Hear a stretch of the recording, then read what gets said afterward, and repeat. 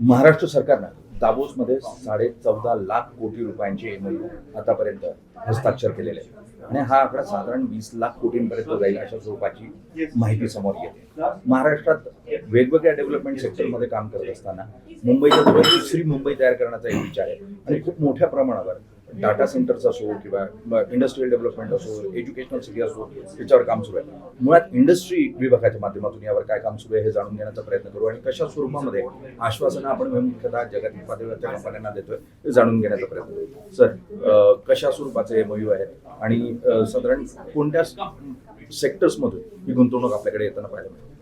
कालच्या पहिल्या दिवसाचा तरी आपण पाहिला एक इंडस्ट्री डिपार्टमेंटच्या प्रिडॉमिनेटली मॅन्युफॅक्चरिंग आणि काही सर्व्हिसेस MMRDAच्या अर्बन डेव्हलपमेंटच्या प्रिडॉमिनेटली लँड एरिया डेव्हलपमेंट आणि मुंबई 3.0. आता इंडस्ट्री विभागाचं म्हटलं तर आपल्याला renewable energy, biomethanol, sustainable aviation, auto, electric vehicle, solar wafer manufacturing, steel आहे, कन्व्हेन्शनल आहे, इलेक्ट्रॉनिक आहे, फॅब आहे, डेटा सेंटर आहे, लॉजिस्टिक्स आहे, एरिया डेव्हलपमेंट आहे. असं म्हणजे 12 ते 15 विभाग आहे. त्यातला काही फ्रंटियर टेक्नॉलॉजी आहे, काही कन्व्हेन्शनल आहे, म्हणजे स्टील पण आहे, EV पण आहे, बॅटरी पण आहे, बायोमेथनॉल पण आहे आणि पहिल्यांदा सर्क्युलर इकॉनॉमीमध्ये सॉलिड वेस्टमधून म्हणजे व्हेजिटेबल वेस्टमधून बायोमेथनॉल यापुढे सस्टेनेबल एव्हिएशन असे जवळजवळ 4-5 हजार करोडचे इन्व्हेस्टमेंट आपण MMRDA predominantly to create new business district. म्हणजे आता सेंट्रल बिझनेस डिस्ट्रिक्ट नवीन मुंबई 3.0 क्रिएट करण्यासाठी ओव्हरसीज ग्लोबल पेन्शन फंड आहे, व्हेंचर कॅपिटल आहे, त्याच्यासोबत त्यांनी केलेलं आणि पर्टिक्युलरली काही टेमासेक्स तरी रिलायबल ब्रूफिल्ड्स आहे, असं काही नामांकित कंपन्यांसोबत त्यांनी केलेलं आहे. आणि यापुढे हा डिस्ट्रिक्ट आपण म्हणतो ना BKCला अजून एक नवीन BKC दुप्पट BKC निर्माण करण्याचा. सर, मुख्यतः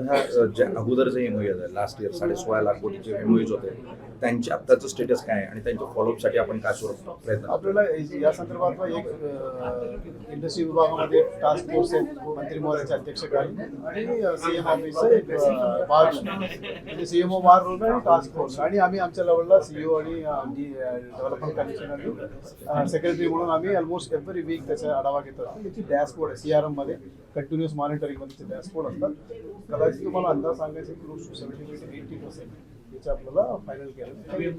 त्याला आम्ही 1-2 प्रकरणं सोडलं थोडा वेळ स्काउटिंगमध्ये आपला जवळजवळ 85 to 90% आपला सक्सेस रेट. 80 ते 90% सक्सेस रेट आहे. आपण वेलर असू सर, मुख्यतः आत्ता जे इन्फ्रास्ट्रक्चर आहे MIDCचं, त्यात आपण एक्सपेन्शन्स करतोय, अनेक नवीन BIDCs करतोय.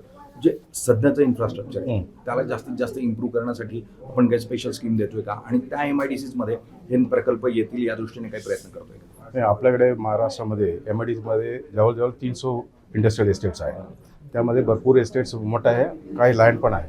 त्यामध्ये मागच्या 2-3 वर्षामध्ये एक्झिस्टिंग इन्फ्रास्ट्रक्चर इम्प्रूव्ह करण्यासाठी आपण जवळजवळ 15,000 कोटीच्या टेंडर करून रोड इन्फ्रास्ट्रक्चर बाकी सगळं इन्फ्रास्ट्रक्चर इम्प्रूव्ह करण्यासाठी प्रयत्न केलेला आहे. आता सेक्रेटरी साहेबांनी सांगितलं त्याप्रमाणे मागच्या वर्षी आणि यावर्षी भरपूर नवीन MOUs होतं.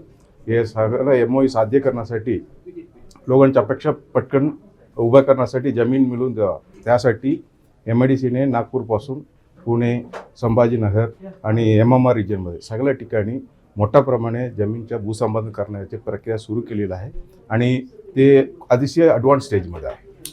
सर, खूप खूप धन्यवाद. मुख्यतः येत्या 4 ते 5 वर्षामध्ये जे 1 ट्रिलियन इकॉनॉमीचं स्वप्न आहे महाराष्ट्राचं, ते पूर्ण करण्यासाठी म्हणून पावलं टाकली जात आहेत.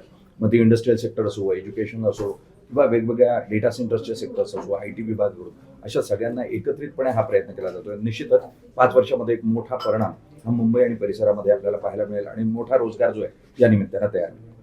निलेश खरे, दावोस, स्वित्झर्लंड.